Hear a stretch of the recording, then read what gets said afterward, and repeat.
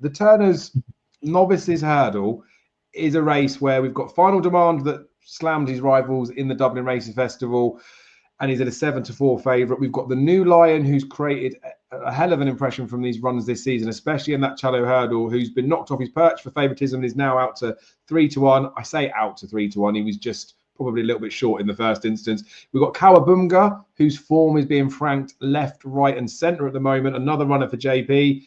Did he need to buy the New Line if Kawabunga was going to win this, you could ask? And then you've got the Yellow Clay for Gordon Elliott that's in here, who Gordon said all season will come to this race, but he is prominent in the Albert Bartlett betting. And when you look at the exchanges, you wouldn't definitely know which way this horse was going. Potter's Charm's going to come here again after a disappointing run last time out. But look, it's not implausible to see him putting that behind himself. James's Gate will come in now instead of going for a Coral Cup. Couldn't get the extra run in there. So I like that horse, but I don't think he'll be winning this. So I've probably gone far enough down the list, I think, in my opinion, Will.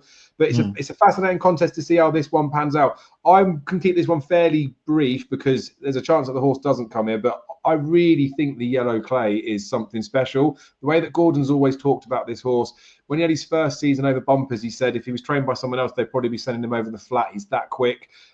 He had his second season in bumpers last year, but he must have met with some sort of setback because the plan was always to go hurdling. So as much as he was beaten in those 3 runs last year, I think they just did well to get him on a race course and to run to that sort of level, finishing second behind Redemption Day, the absolute bumper specialist, I think actually is pretty good form. And all his runs this season as well, for all that his second run, he only won by a short distance, they've all been pretty impressive. He showed loads of speed in that second run for all that it was a short distance winning margin.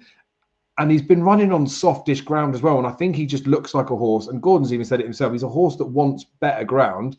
It's Lawler's of Nace run. It was really testing grounds there, and he's absolutely slammed them all. I just think this horse looks like a very, very, very good horse. And it just happens to be that it is a very deep renewal this year. But I think Gordon knows this is the right race for him to go into. And regardless of the fact that there is depth in there, if Gordon decides that he's going to stick him in against this lot, I would say that's a massive vote of confidence from him. He's the 4th favourite of the ones that we've got in the ranking at the moment, but I could see this horse going off sort of 7-2, 4-1 if they do decide to come here. So I've already bet him non-runner money back anyway. I still think he does come to this race, and I think if Gordon sends him, he's got a hell of a chance. So yeah, the Yellow Clay is where I'm siding with this one, but obviously I fully respect Final Demand.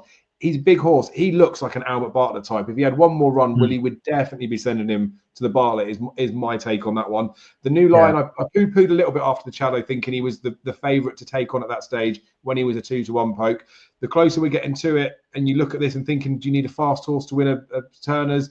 He's starting to come further forward on there, but I still don't believe that his form is anything above his official rating, which is 147, which typically would not be good enough to win a Grade 1. And it's all well and good being the miles clear of the Brits over here, but it's like being the tallest of the 7 dwarfs, isn't it? It's got to be up against who you're going against. And this looks a real deep Turners as well. So the Kawabunga's form's being franked. Loads of people talk about him as well. It's just like it's a really juicy, exciting race to get stuck into.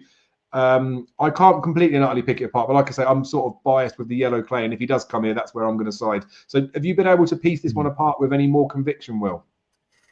I wouldn't be categorical on what I think is going to win it at this stage, because I think there's just 1 or 2 things to still clear up. I mean, obviously with the New Lion and Kawabunga, they're both JP McManus owned. Kawabunga hasn't ever raced beyond 2 miles yet.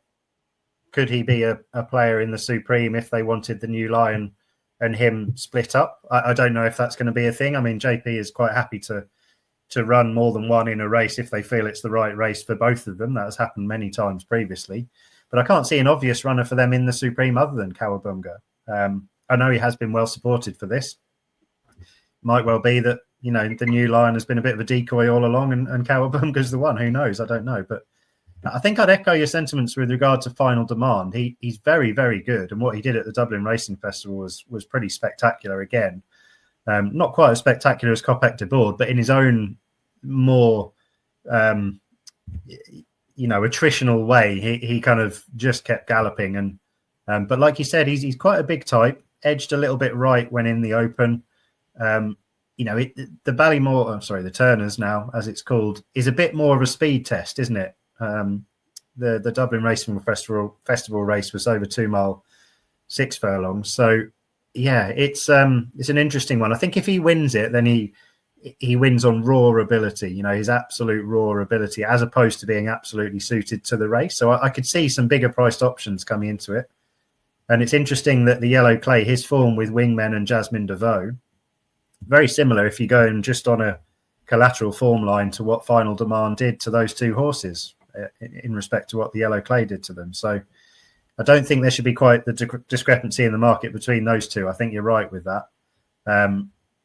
And I think there's probably one, just looking a little bit further down at those at slightly bigger prices, that I'm definitely keeping an eye on for the race. And that's Ollie Murphy's Fingal Bridge, who was a really good winner at Exeter over nearly 2.25 miles in a listed race, in a race that I think was quite deep. It was run in a good time. He beat Regent Stroll into second, who seems to be one of a truckload of Paul Nicholls horses that people love to crab because he cost $1 million, but is actually still a very good horse, because I think the third, fourth and fifth are very good horses in their own right as well. Now, Ollie Murphy has, from a long time out, said this horse is going nowhere near Cheltenham.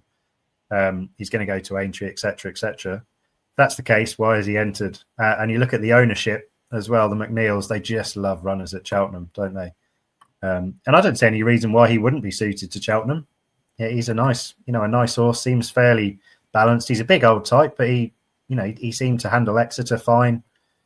So if he turned up in this, he might be a small each way play. You might get extra places, should I say, on the day. I don't think he's a million miles off those at the top of the market in terms of what he's actually done on the track.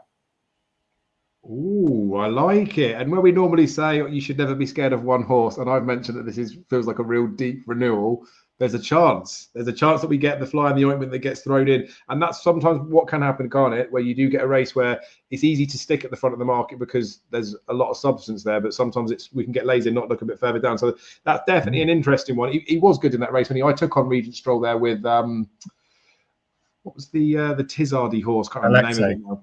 Yeah, and that was the wrong thing to do, but it was. Well, I guess right. Yeah, I think your thinking was right, because I think he's a good horse, and I also think the third is a good horse, Julius de Picton. I think that kind of race is the classic type of race where you've got one or two trainers who perhaps aren't the big mainstream trainers, but they've got the crop of their young novice hurdlers that are improving. And the time of the race, like I said, was really good. I think those types of races are really nice ones to latch onto, because they won't be the obvious ones that are always talked about. Yeah, and then if he does not go to this race and he gets saved for Aintree, then that's the Aintree preview sorted, because they've kept him fresh. That's the angle in. But just clip this up and then we'll regurgitate it. But that's the good thing with this, because we will have lots of thoughts, but there are those, like the extra stepping stones, like I mentioned with James's Gate. I think he was going to go Coral Cup if they could have run him last time, so I'd fancy him in a handicap if they don't go down that route after, but it'll blow his mark if he runs closer near.